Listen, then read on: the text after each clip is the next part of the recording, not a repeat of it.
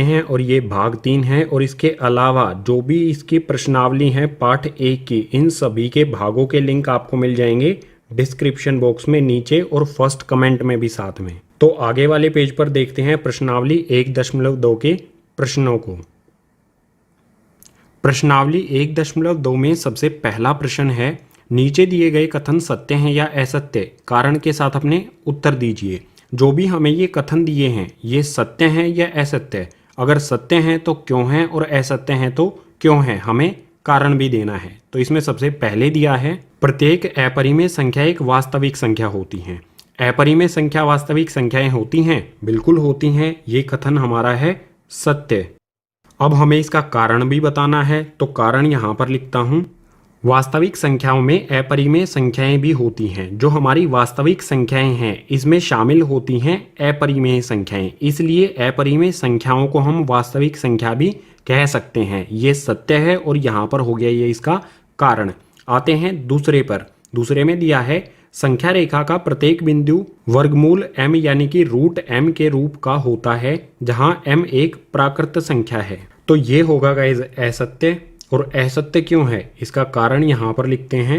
इसका कारण हो जाएगा, संख्या रेखा पर ऋणात्मक और धनात्मक संख्याएं होती हैं। हमारी संख्या रेखा होती है इस प्रकार से, जिसके बीच में होता है 0 और इसके राइट हैंड साइड यानी कि सीधे हाथ की तरफ धनात्मक संख्याएं होती हैं और उल्टे हाथ की तरफ लेफ्ट हैंड साइड में घटामें संख्याएं होती हैं, ऋणात्मक होती हैं। संख्या रेखा पर धनात्मक यानी कि जमा वाली संख्याएं भी होती हैं और घटा यानी कि ऋणात्मक वाली संख्याएं भी होती हैं। इसीलिए प्रत्येक बिंदु पर एक वर्गमूल हो संभव नहीं है। माइनस यानी कि घटा में ये संख्या कभी भी वर्गमूल यानी कि रूट के अंदर नहीं होती है, तो इसी वजह से ये हो जाएगा हमारा दूसरे वाला असत्य। आते हैं तीसरे बिंदु पर। तीसरे में दिया है, प्रत्येक वास्तविक संख्या एक अपरिमेय संख्या होती है। पहले वाले में हमने ये तो समझ लिया था कि अपरिमेय वास्तविक संख्या होती हैं, लेकिन क्या सभी वास्तविक संख्याएं परिमेय हो सकती हैं? नहीं हो सकती, तो ये होगा असत्य। और असत्य क्यों होगा, कारण लिखता हूं यहां पर। कारण हो जाएगा क्योंकि वास्तविक संख्याओं में परिमेय संख्या भी होती हैं, इसीलिए हर एक वास्तविक संख्या को हम अपरिमेय नहीं कह सकते हैं, क्योंकि वास्तविक संख्याओं में परिमेय और अपरिमेय दोनों प्रकार की संख्याएं होती हैं। इसी तीसरे भाग के साथ हमारा क्वेश्चन नंबर 1 हो जाता है कंप्लीट। क्वेश्चन नंबर 2 के लिए चलते हैं नेक्स्ट पेज पर। सो यहाँ पर है क्वेश्चन नंबर 2। इसमें दिया है, क्या सभी धनात्मक पूर्णांकों के वर्गमूल अपरिमेय होते हैं? यदि नहीं तो एक ऐसी संख्या के वर्गमूल का उदाहरण दीजिए जो एक परिमेय संख्या हो। धनात्मक पूर्णांकों को अगर वर्गमूल यानी कि रूट के अंदर डालेंगे, क्या वो सभी अपरिमेय होते हैं? बिल्कुल नहीं होते। तो इसका उत्तर हो जाएगा नहीं, सभी धनात्मक पूर्णांकों के वर्गमूल अपरिमेय नहीं होते। और अगर नहीं होते हैं तो हमें इसका उदाहरण भी देना है। तो उदाहरण बिल्कुल सिंपल हो जाएगा। पूर्णांक ले लेते हैं। पूर्णांक हमारा हो जाएगा 1। 1 का वर्गमूल करेंगे, रूट के अंदर डालेंगे, इसको बाहर निकालेंगे रूट से, तो 1 बाहर निकल के आ जाएगा। ठीक है, 1 को हम कैसे लिख सकते हैं, 1 गुणा में 1, और रूट के अंदर वर्गमूल के अंदर अगर जोड़ा बन जाता है तो उसमें एक वैल्यू बाहर आ जाती है। बिल्कुल इसी तरह से आगे ले लेते हैं, रूट के अंदर 4, ये उदाहरण दे रहे हैं हम। ठीक है, 4 आ गया। 4 रूट के अंदर 4 को हम कैसे लिख सकते हैं, 4 को लिख सकते हैं हम 2 गुना में 2। 2 को 2 से गुना करेंगे तो 4 हो जाएगा। और अगर अंदर जोड़ा बन जाए, पेयर बन जाए, तो एक वैल्यू बाहर आ जाती है, रूट से बाहर आ जाएगा 2। तो ये भी उदाहरण हो गया हमारा। बिल्कुल इसी तरह से रूट के अंदर अगर 9 होगा तो 9 को हम लिख सकते हैं 3 गुना में 3, और रूट से बाहर आ जाएगा 3। ठीक है, रूट के अंदर 9 को हम लिख सकते हैं 3 गुना में 3, पेयर बन गया, जोड़ा बन गया, तो इसमें से एक 3 बाहर आ जाएगा। यानी इस वर्गमूल को सोल्व जब हम करेंगे, हल करेंगे, तो बाहर मिलेगा हमें 3। तो आप यहाँ पर क्लियरली देख सकते हैं, हमारा धनात्मक पूर्णांक है 4, इसका हमने वर्गमूल किया और इसको हल करने पर हमें क्या मिला, एक परिमेय संख्या मिली। 2 क्या है, एक परिमेय संख्या है। तो सभी धनात्मक पूर्णांकों के वर्गमूल अपरिमेय नहीं होते हैं। बिल्कुल आसान सा ये हल हो गया हमारा क्वेश्चन नंबर 2 का। अब क्वेश्चन नंबर 3 को सॉल्व करने के लिए चलते हैं नेक्स्ट पेज पर। मैं बोला अब है क्वेश्चन नंबर 3। इसमें हमसे बोला है, दिखाइए कि संख्या रेखा पर रूट 5 को किस प्रकार निरूपित किया जा सकता है। हमारी एक संख्या रेखा होती है इस तरह से, 0 1 2, इसी तरह से घटा में 1, इस साइड में घटा में 2। इस संख्या रेखा पर हमें रूट 5 एक अपरिमेय संख्या को निरूपित करना है। तो सबसे पहले देख लेते हैं रूट 5 को संख्या रेखा पर किस तरह से निरूपित किया जाएगा।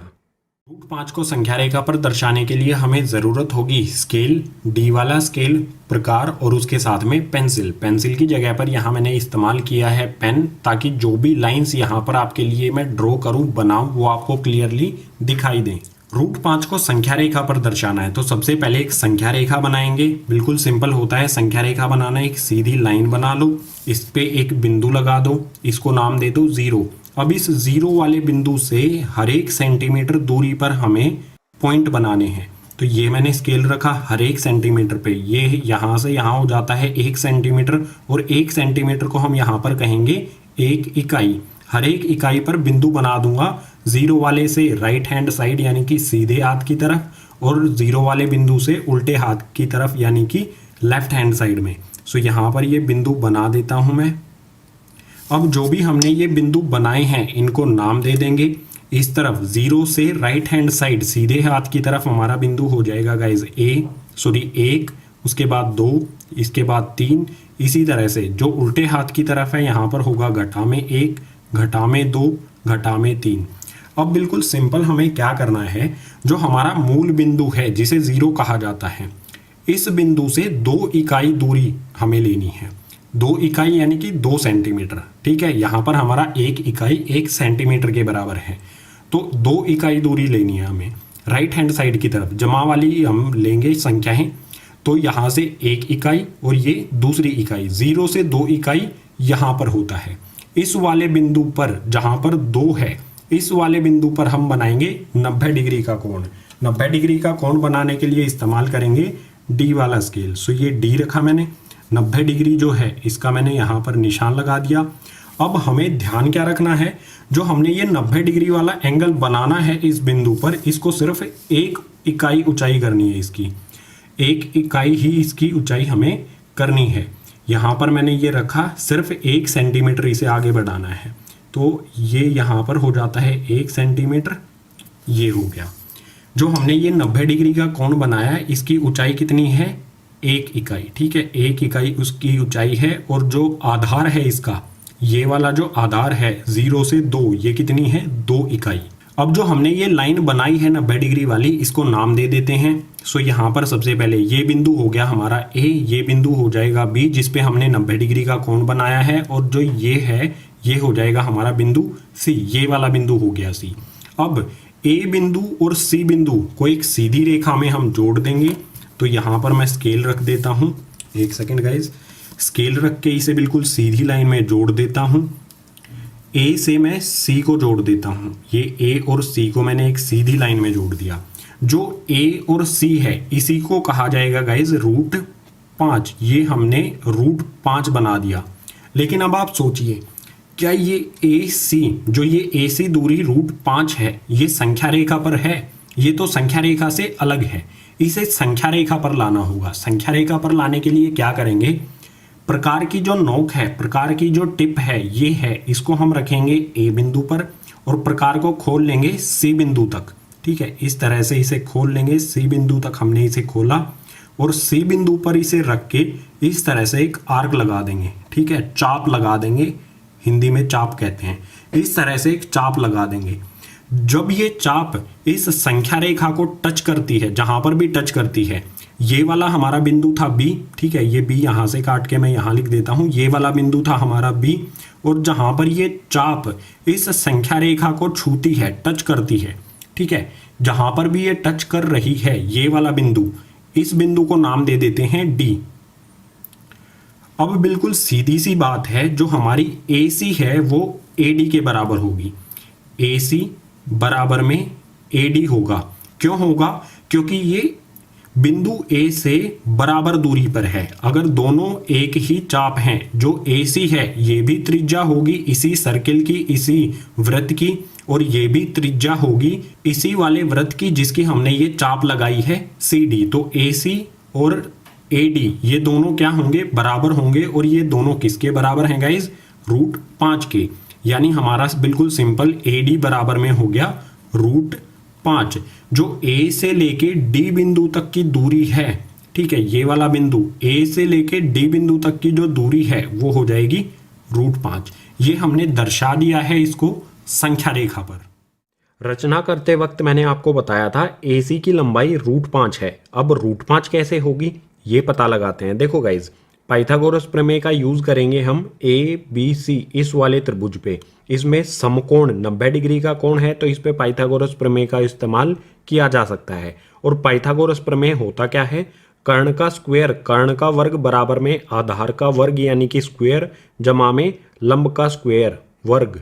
जो हमारा ये त्रिभुज है ABC, इस वाले त्रिभुज में AB हमारा आधार है, BC हमारा लंब है और AC है हमारा कर्ण। तो हमें कर्ण निकालना है। यहाँ पर हमारा कर्ण एज इट इज आ जाएगा, कर्ण का स्क्वायर, कर्ण का वर्ग एज इट इज आ गया, बराबर में है यहाँ पर आधार। आधार हमने कितनी इकाई लिया था? A से भी हमारा कितना इकाई होता था? 2। तो आधार की जगह पर हम पुट कर देते हैं 2। आधार का वर्ग है तो 2 का भी हो जाएगा वर्ग यानी कि स्क्वायर, प्लस में लंब का स्क्वायर। लंब हमने कितना लिया था? हाइट, ऊंचाई कितनी ली थी हमने इस त्रिभुज की? ये थी 1 इकाई। सो लंब की जगह पर आ गया 1 और 1 का वर्ग यानी कि स्क्वायर एज इट इज आ गया। अब बिल्कुल सिंपल, कर्ण का वर्ग यहाँ पर एज इट इज रहेगा, कर्ण का वर्ग बराबर में 2 का स्क्वायर। 2 का वर्ग कितना होगा? 2 के वर्ग का मतलब होगा 2 गुना में 2। सो 2 का वर्ग, इसको सोल्व करेंगे, हल करेंगे तो आ जाएगा 4 जमा में 1 का वर्ग।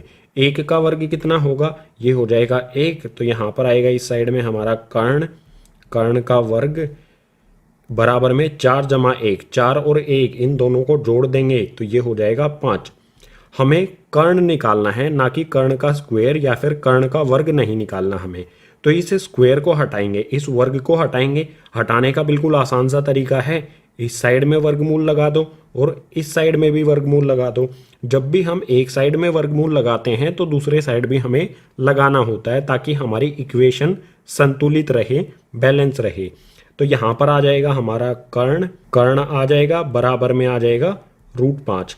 ये कर्ण के वर्ग से जो हमारा ये स्क्वायर है, इससे ये वर्गमूल हो जाएगा कैंसल, इससे ये हो जाएगा कैंसल। तो हमारा बचेगा कर्ण बराबर में √5। और ये कर्ण क्या है? इस त्रिभुज का कर्ण क्या है? AC। तो मैं बिल्कुल सिंपल लिख सकता हूँ AC बराबर में हो जाएगा, एक सेकेंड गाइज, AC हमारा क्या हो गया? √5। तो बिल्कुल आसान से तरीके से हम AC को √5 भी सिद्ध कर सकते हैं। इसी के साथ क्वेश्चन नंबर 3 हो गया हमारा कंप्लीट। अब इससे आगे वाले क्वेश्चन के लिए चलते हैं नेक्स्ट पेज पर। अब है प्रश्नावली 1.2 का क्वेश्चन नंबर 4। इसमें दिया है क्रियाकलाप। कागज की एक बड़ी शीट लीजिए और नीचे दी गई विधि से वर्गमूल सर्पिल यानी स्क्वायर रूट स्पाइरल की रचना कीजिए। इस क्वेश्चन में हमें क्रियाकलाप दिया गया है वर्गमूल सर्पिल बनाने के लिए। ये एग्जाम में नहीं आएगा, लेकिन फिर भी आप इस क्वेश्चन को देख लीजिए, क्योंकि इस क्वेश्चन में जो कॉन्सेप्ट है वो काफ़ी अच्छा है। उससे आपके जो डाउट होंगे वो क्लियर हो जाएंगे। तो वर्गमूल सर्पिल की रचना किस तरह से की जाती है वो समझ लेते हैं। स्क्वायर रूट सर्पिल या फिर कहें वर्गमूल सर्पिल, उसको बनाने के लिए हमें ज़रूरत होगी स्केल, D वाला स्केल, प्रकार और उसके साथ पेंसिल। पेंसिल की जगह यहाँ पर मैं फिर से इस्तेमाल करता हूँ पेन का, ताकि लाइंस जो मैं आपके लिए बनाऊँ, रेखाएं बनाऊँ, वो आपको क्लियरली दिखाई दें। वर्गमूल सर्पिल बनाने के लिए सबसे पहले हम एक रेखा ड्रॉ करेंगे। एक रेखा खींचेंगे 1 इकाई यानी कि 1 सेंटीमीटर। सो यहाँ पर ये है 6 से 7, 1 सेंटीमीटर हो जाता है, जिसे हम कहेंगे 1 इकाई। 1 इकाई मैंने यहाँ पर ये रेखा बना दी है। अब इस रेखा का ये पॉइंट हो जाएगा गाइज O। इस पॉइंट, इस बिंदु को नाम देंगे O और ये पॉइंट हो जाएगा हमारा P। P बिंदु पर हम 90 डिग्री का कोण बनाएंगे। 90 डिग्री कोण बनाने के लिए इस्तेमाल में लूँगा यहाँ पर D। निशान लगा देता हूँ 90 डिग्री कोण का, ये मैंने निशान लगा दिया। अब इस 90 डिग्री की जो हम रेखा बनाएंगे उसकी ऊंचाई कितनी होनी चाहिए? 1 इकाई यानी कि 1 सेंटीमीटर। तो बना देता हूँ, ये 6 से 7 होगा 1 इकाई। ठीक है, ये हमने ऊंचाई बनाई 90 डिग्री की। यहाँ से इस 90 डिग्री की हमने ये ऊंचाई बनाई 1 इकाई। 1 इकाई हमें आधार लेना है और 1 इकाई हमें ऊंचाई लेनी है। अब जो हमारा ये O बिंदु है, इस O बिंदु को इस बिंदु से जोड़ देंगे। इस बिंदु को कहेंगे हम P1, P1। O और P1 को हम एक सीधी रेखा में जोड़ देंगे। इन्हें जोड़ देता हूँ, स्केल को रख के बिल्कुल सीधी रेखा में इन्हें हम सिंपल जोड़ देंगे। अब जो हमारा P1 बिंदु है, इस बिंदु पर फिर से हम 90 डिग्री का कोण बनाएंगे। तो स्केल रखूंगा। जो हमारी ये OP रेखा है, ये वाली जो रेखा है ये होगी गाइस हमारी √2। अब जो हमारी ये P1 बिंदु है, इस पर 90 डिग्री का फिर से कोण बनाएंगे। 90 डिग्री का यहाँ पर लगा देता हूँ गाइस निशान। और जो 90 डिग्री की हम रेखा बनाएंगे उसकी ऊंचाई कितनी रखनी है? ऊंचाई हमेशा हमें रखनी है 1 इकाई। तो 1 इकाई यानी कि 1 सेंटीमीटर। सो यहाँ पे है 9, यहाँ पे है 10। 9 से 10 कर देते हैं इसे, ठीक है। तो ये हो गई हमारी 1। ये भी 90 डिग्री का हो गया। अब जो हमारा O और ये वाला बिंदु जो होगा, इसको नाम दे देंगे P2। P2 और O को हम सीधी रेखा में जोड़ देंगे।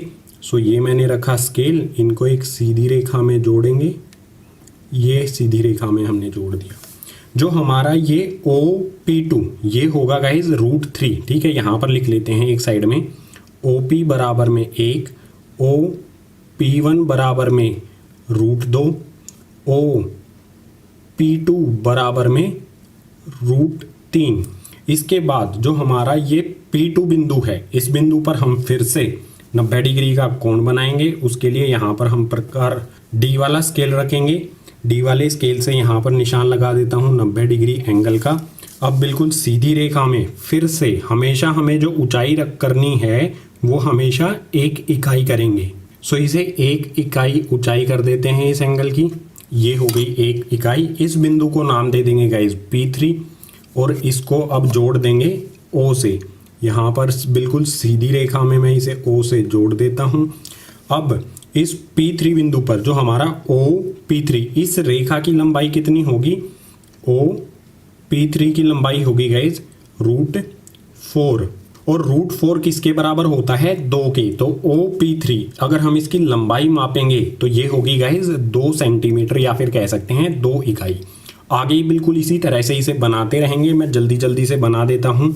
जो हमारा P3 बिंदु है, इस पे 90 डिग्री का कोण बनाएंगे। 90 डिग्री का कोण बनाएंगे और 1 इकाई इसकी ऊंचाई हम कर देंगे। तो 1 इकाई ये ऊंचाई कर देते हैं। ये वाला बिंदु हो जाएगा हमारा P4 और इसको जोड़ देंगे हम O से। ये हमने O पे रखा पेन और P4 से इसे जोड़ दिया। बिल्कुल इसी तरह से जो हमारा OP4 है ये हो जाएगा √5। इसके बाद OP4 इस बिंदु पर 90 डिग्री का एंगल बनाएंगे।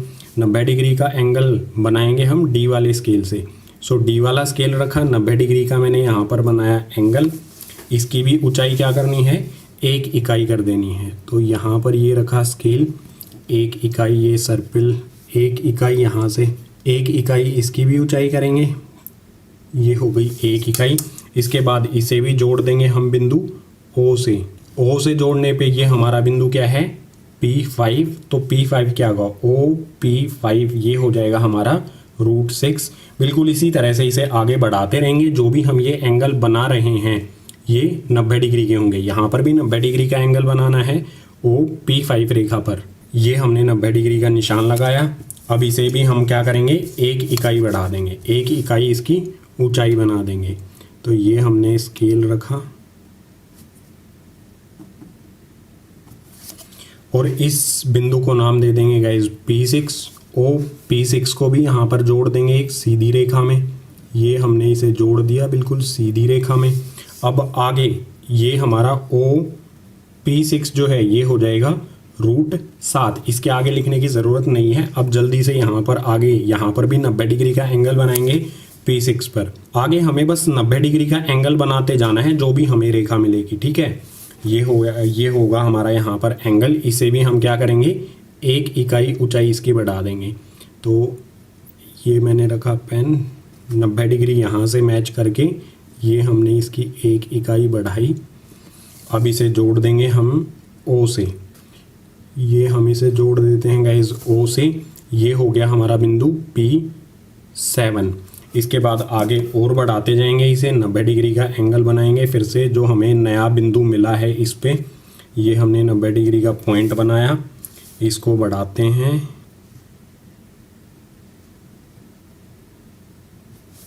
और इसको जोड़ देंगे फिर से हम इसी बिंदु O से। अब जो हमारा ये बिंदु है P8, इस पे हम फिर से 90 डिग्री का एंगल बनाएंगे। ये हमारा 90 डिग्री का एंगल बना। इस एंगल को 1 इकाई ऊंचाई बढ़ाएंगे, इस एंगल की 1 इकाई ऊंचाई बढ़ाएंगे। ये स्केल रखा एंगल से, यहाँ से हमने पॉइंट को मिलाया और इसे बढ़ा दिया 1 इकाई। फिर से जो हमारा O है और जो हमारा P9 बिंदु है, इसको एक सीधी रेखा में जोड़ेंगे।